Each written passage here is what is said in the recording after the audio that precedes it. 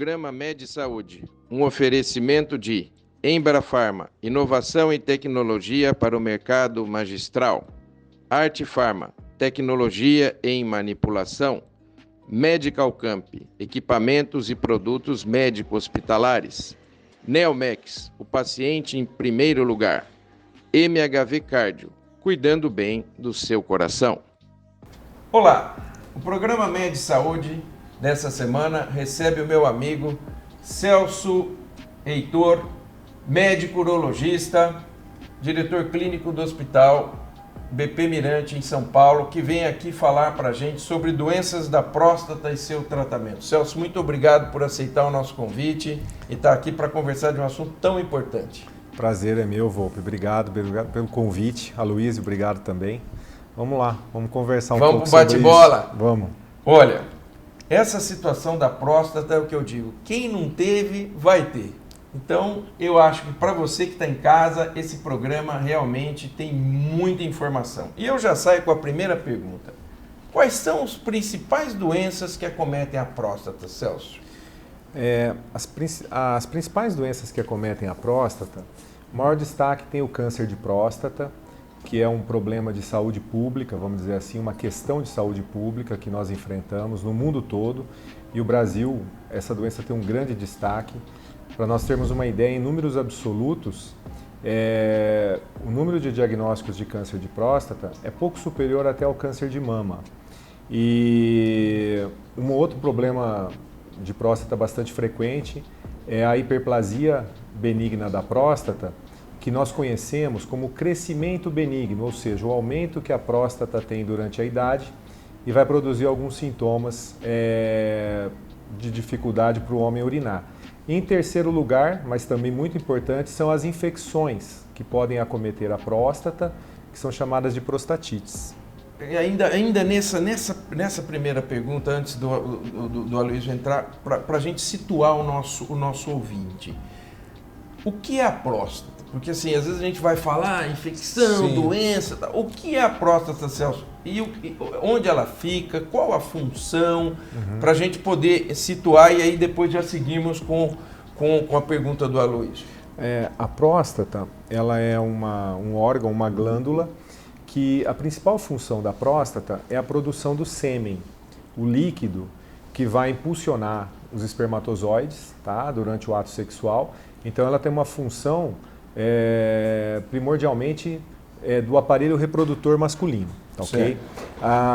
Como a uretra, né, o órgão que, vamos dizer assim, de passagem da urina, ele passa no centro da próstata. Então, respondendo o que você colocou, vamos supor que a bexiga urinária, ela fica nessa projeção logo abaixo do umbigo, e a próstata fica abaixo da bexiga urinária. E a uretra, assim que a urina sai da bexiga, ela passa no centro da próstata e aí ela vai ser eliminada na uretra pelo pênis, na uretra peniana. Então vamos colocar aí, que é como eu falei, como a função é reprodutora, de produção do sêmen, que é eliminado durante o ato sexual, então a próstata é um órgão que ele tem essa função reprodutora, mas também está relacionado ao aparelho urinário, não é verdade? Porque existe uma porção da próstata que é por onde passa a uretra.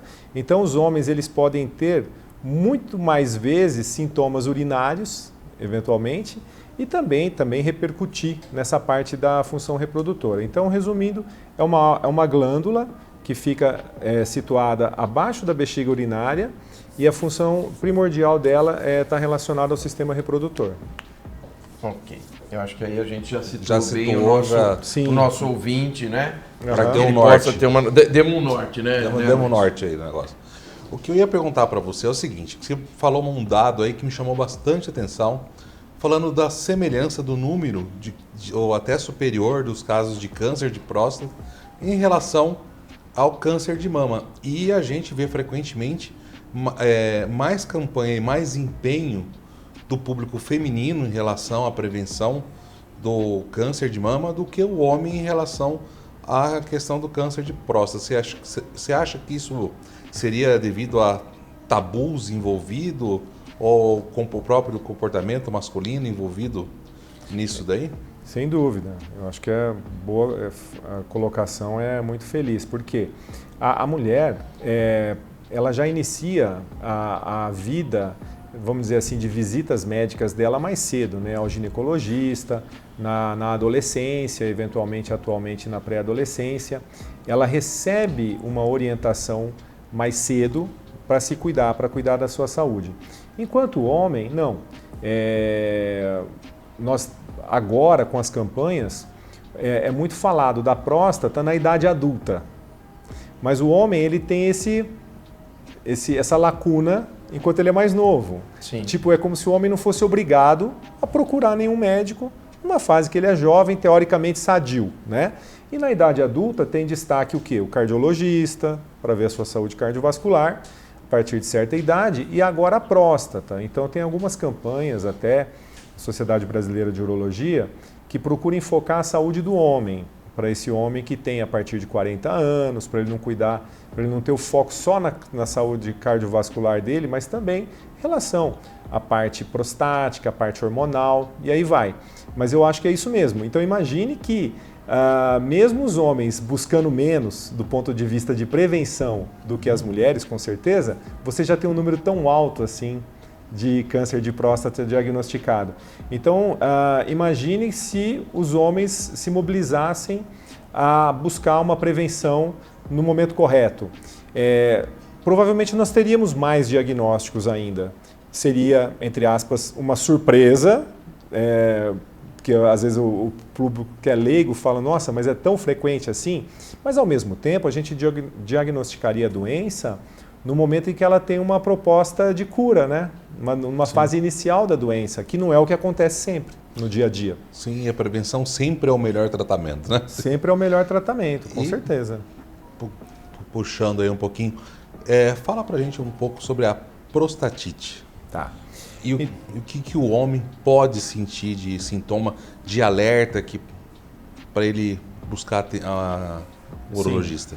A prostatite, ela é uma infecção da próstata, mais frequente em homens que têm próstatas um pouco aumentadas, tá? Então, o maior risco de um homem desenvolver a prostatite é a própria hiperplasia, que é o crescimento da próstata. Então, imagine assim, que ele adquire uma infecção na próstata, ou seja, a próstata começa a ficar inchada, ele começa a ter dor para urinar, dificuldade para urinar, e a partir do momento em que ele tem uma infecção bacteriana, é como se fosse uma infecção urinária.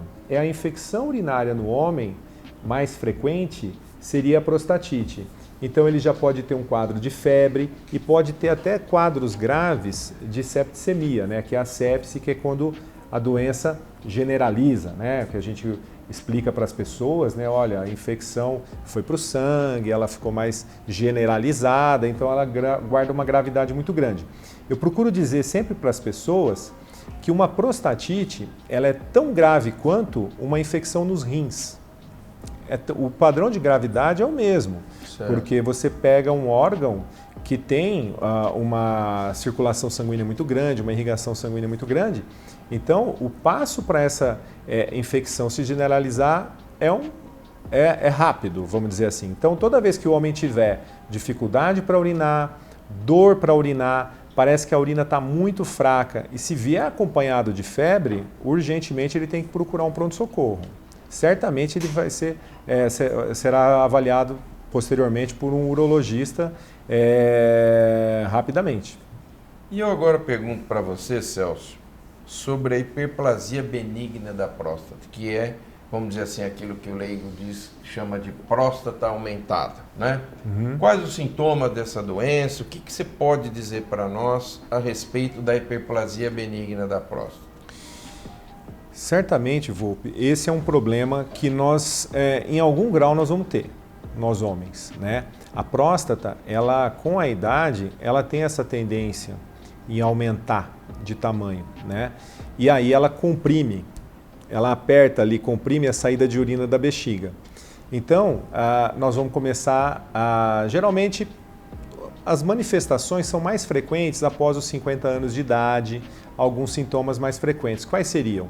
a redução da força do jato da urina, aumenta a frequência do homem ir ao banheiro, a bexiga começa a fazer mais força para vencer aquele obstáculo, né? Porque a próstata começa a obstruir, entupir ali a saída de urina da bexiga, a bexiga começa a fazer mais força, ela fica mais espessa, então ela perde elasticidade, a bexiga, então ela segura urina menos tempo. Fica então, menos complacente, exatamente, menos complacente, perde a elasticidade. E aí o homem começa a ter aquela sensação, eu não consigo segurar a urina tão bem igual eu segurava antes. Certo. Ou seja, às vezes ele chega e fala também, vem à vontade de urinar e eu tenho que ir rápido ao banheiro. Tem casos que chega até a incontinência urinária, ou seja, perder a urina, escapar a urina involuntariamente. Levantar à noite, de madrugada para urinar. Então esses são sintomas que muitas vezes, se eles não forem severos, se não forem sintomas muito pronunciados, a gente até meio que fala, isso aí é da idade, não é verdade? O pessoal costuma falar, isso aí é da idade, né? É normal eu acordar à noite e tal. Mas quando começa a ter um ou mais sintomas além desses daí, é ideal procurar o especialista, né, o urologista, que hoje em dia é um especialista bastante comum aí, dependendo da idade dos homens, que a gente orienta, avalia. Hoje tem medicações excelentes para esse tipo de problema, então melhorou muito a assistência. Mas respondendo a sua pergunta, esses são os sintomas mais frequentes. Costumo brincar que a hiperplasia benigna da próstata, eu vou acabar derrubando. Você vai me deixar sem água, né? A hiperplasia benigna da próstata só tem um jeito do homem não ter, né? Ele não viver tempo suficiente para que isso aconteça. Não tem como. Então, você que está em casa nos acompanhando, muito importante esse bate-papo, porque são coisas muito comuns à vida do homem, né? E esse tema próstata é um tema que realmente é muito importante para você que está em casa. Eu vou pedir para você não sair daí. É um pulinho, a gente já volta já já.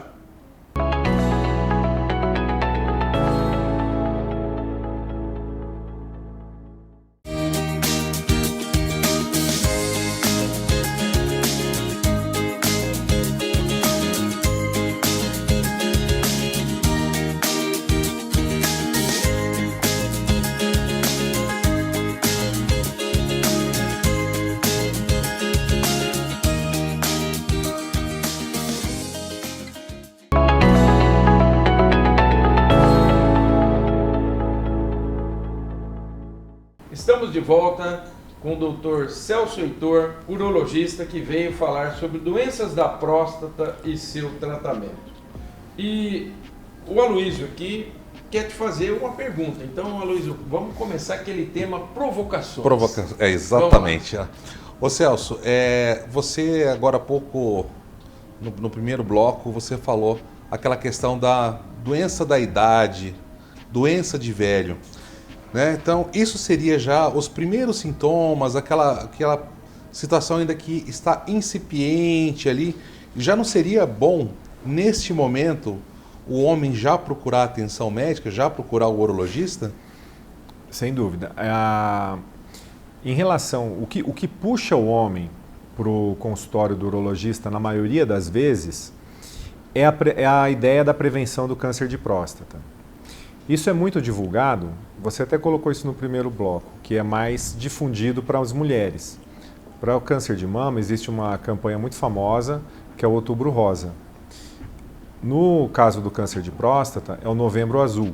Então, é uma semana de muita informação que as pessoas acabam falando mais sobre o assunto. Então, o que é divulgado nisso? Que homens, mesmo sem qualquer sintoma urinário, dificuldade para urinar, a partir dos 50 anos, eles devem procurar o urologista anualmente para fazer uma avaliação de prevenção do câncer de próstata. Ou seja, ele tem que ser examinado, primeiro ele vai fazer uma consulta, responder as perguntas, o urologista vai perguntar sobre a questão urinária, se ele está urinando adequadamente. Às vezes ele acha que está urinando muito bem, mas ele já apresenta alguns sintomas, como eu falei também, né? Que acha que, eu achei que isso fosse só da minha idade. Não necessariamente, né? E a partir disso, ele tem que fazer o exame do toque retal, né, que é um exame que você também mencionou questão de tabu. Eu vou dizer para você que já foi muito maior. Hoje em dia, principalmente os homens nessa faixa de idade, entre 40 e 50 anos, absorvem melhor a necessidade de ser submetido a prevenção, exames. Eu acho que isso tem diminuído. E fazer exames, né? Quando o homem tem sintomas, Aloysio, na maior parte das vezes, são sintomas relacionados à hiperplasia, ao crescimento benigno da próstata. O câncer de próstata, ele é uma doença que no começo ele é totalmente silencioso, ele não vai trazer sintoma qualquer. Tanto que nós detectamos a suspeita do câncer de próstata ou através do toque retal, que apresenta alguma alteração na palpação da próstata, ou através da dosagem do PSA, né? Que é um exame de sangue específico, PSA. Exatamente, específico para a próstata. Vocês cardiologistas pedem frequentemente dentro dos check-ups, isso é importantíssimo. Então, a suspeita é levantada a partir disso. Então, muitas vezes os homens fazem um diagnóstico de câncer de próstata e, na verdade, eles não têm sintoma qualquer daquela doença, mas mostra que a importância é essa. Então, eu acho que tem puxado mais o homem para o consultório não necessariamente são os sintomas. Esses sintomas, quando acontecem, conforme eu falei, são mais frequentes a partir dos 50 anos de idade. Mas se o homem já tem um antecedente na família, por exemplo, o pai, o avô, principalmente o ramo masculino com histórico de câncer de próstata, ele tem que começar a procurar visitar o urologista a partir dos 40 anos. Perfeito. E aproveitando aí, pegando o seu gancho aí das visitas que você falou em PSA, quais são os outros exames que são utilizados aí para o diagnóstico das doenças prostáticas? Ok. Especificamente para a prevenção do câncer de próstata, é através do toque e do exame de PSA, da dosagem do exame de sangue PSA. Dentro de uma avaliação inicial, nós temos o hábito de complementar com uma dosagem de exame de urina, que é um exame muito simples, mas pode trazer sintomas muito importantes, né? Porque naquele exame de urina simples que nós fazemos, muitas vezes num pronto-socorro ou mesmo dentro de um check-up, há várias informações naquele exame que servem como uma prevenção. Presença de sangue em níveis elevados na urina, não alteram a coloração urinária, mas podem estar no nível alterado, por exemplo, processos inflamatórios na bexiga urinária e assim vai. E o ultrassom. O ultrassom, ele é um exame que não é invasivo, não é verdade? Não usa radiação, nada. Indolor. Exatamente, indolor, é feito ali pelo radiologista, exatamente. E o rim é um órgão muito bem examinado através do ultrassom, a própria bexiga urinária e a próstata. Então nós temos o hábito de realizar esses exames. Então o urologista acaba fazendo uma avaliação completa do aparelho urinário, desde os rins, passando pela bexiga, na próstata, estudando os sintomas que ele tem e complementando com alguns exames de sangue e exame de urina também. Para você que está em casa, vamos então chamar a atenção, de acordo com as orientações do Dr. Celso, sobre análise, então, é o PSA, que é feito por uma amostra de sangue, uma amostra de urina para o exame de urina, o toque retal e o ultrassom de rins e vias urinárias. Ou seja, não tem motivo para você ter medo, para você não procurar ajuda, para que você não procure o seu urologista. Essa é uma mensagem importante que eu gostaria de deixar para todo o telespectador. E agora, seguindo nessa linha, quais são os tratamentos? Uma vez, então, o sujeito foi lá, fez o diagnóstico e tal, hiperplasia benigna da próstata, como tratar? Vou dizer para você, Volpi, que vamos colocar aí uma linha do tempo, vai colocar anos 90, vamos dizer assim. O tratamento cirúrgico era muito predominante, né? Só que aí as drogas para tratar a hiperplasia prostática benigna chegaram com muita força e chegaram bem. Naquele período, o número de tratamentos cirúrgicos como primeira opção era preponderante, mas com as drogas, com a melhora das medicações, houve uma queda de cerca de quase 50% da indicação de tratamento cirúrgico como primeira medida. Que isso foi importante para os homens, não é verdade? Sem dúvida. Porque essas medicações elas foram se aprimorando, os efeitos colaterais que elas produzem foram melhorando e ela trata bem os sintomas. Então aquilo que eu coloquei, redução da força do jato urinário, o aumento da frequência de ir ao banheiro, ter dificuldade em chegar ao banheiro, parece que tem que ir rápido, parece que tem a sensação que a urina pode escapar antes dele chegar, que a gente chama isso de urgência. As medicações tratam muito bem esses sintomas e deixam o homem mais confortável. Então, isso é bom porque ele ganha um período de tratamento clínico em que ele pode desempenhar suas atividades. Muitas vezes ele está numa fase uma fase profissional muito ativa. Né? Eu coloquei a partir dos 50 anos, então vamos colocar que esse homem aí dos 50 aos 65 anos está numa fase muito ativa de trabalho. Então você consegue postergar eventualmente uma indicação cirúrgica para um período mais para frente aí na idade desse homem. Então o tratamento clínico tem um destaque muito grande, tá? Tem medicações que tanto ajudam a relaxar a musculatura ali de saída de urina da bexiga, como também medicações que reduzem o tamanho e o volume da próstata, ajudando o homem a urinar melhor. O tratamento cirúrgico também melhorou muito. Tem destaque. Hoje a energia que a gente fala, que a gente usa em cirurgia, o laser é usado em várias áreas da medicina. Sim. Mas para a próstata demorou para o laser se adequar, a qualidade, né, as características do laser se adequar para um tratamento da hiperplasia prostática. E hoje, sem dúvida, já é um tratamento de destaque. Por quê? Porque ele torna o tratamento da próstata com menos efeitos colaterais e resultados melhores e, o mais importante, mais duradouros. Né? Menos cruentos, né, Celso? Exatamente. O que a gente ouve é Sim. que sangra menos, você tem mais controle e parece que o laser para a próstata veio para ficar, né? Veio para ficar. E uma analogia importante que nós fazemos para as pessoas, né, para o público que nos procura, é que a gente tem que comparar o seguinte: quando nós fazemos o tratamento do crescimento benigno da próstata, a próstata não é retirada totalmente. Então isso que é importante a pessoa saber. E o tratamento, ele é feito pela uretra. Nós não fazemos nenhum corte, nenhuma incisão na barriga, no abdômen do paciente. A gente sempre compara como se fosse uma tangerina, uma mexerica, né? Tá. Qual que é vamos supor que a próstata fosse uma mexerica. O que nós vamos operar na hiperplasia? São os gomos. Nós vamos retirar os gomos. Tá. Mas a casca da próstata ela vai ficar.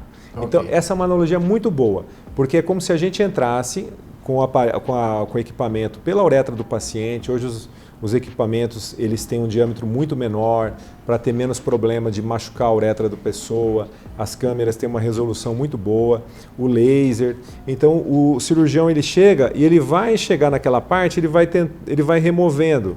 Um termo muito utilizado que as pessoas veem também na internet, ou mesmo os próprios médicos falando, é uma raspagem que a gente vai abrindo o canal, que é onde a próstata está obstruindo a saída de urina da bexiga. E os resultados são muito bons, eles são excelentes. Ô Celso, eu gostaria de puxar esse teu gancho aí e fazer um comentário de interações com outras especialidades. Por exemplo, você falou que agora é cada vez mais comum, pelo avanço da tecnologia de medicamentos novos, né?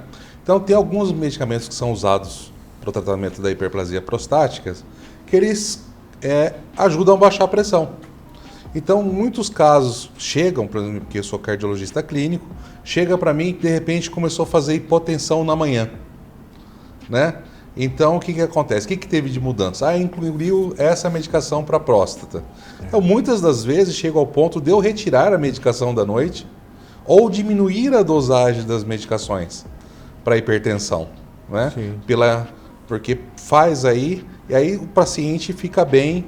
Então, esse bate-bola, essa troca de informações é importante. Ou seja, isso é para mostrar que o nosso corpo ele é totalmente interligado, né? Sem dúvida, sem dúvida. Meus amigos, estivemos aqui com o Dr. Celso Heitor, urologista, nosso colega, falando sobre doenças da próstata. Celso, queremos agradecer a sua presença aqui no Med Saúde para falar de um tema tão importante para a saúde masculina. Muito obrigado. Eu que agradeço. Obrigado. E aí, gostaram do tema doenças da próstata? Realmente um tema muito interessante. Não perca, estamos juntos no canal 25 ou 525 NET.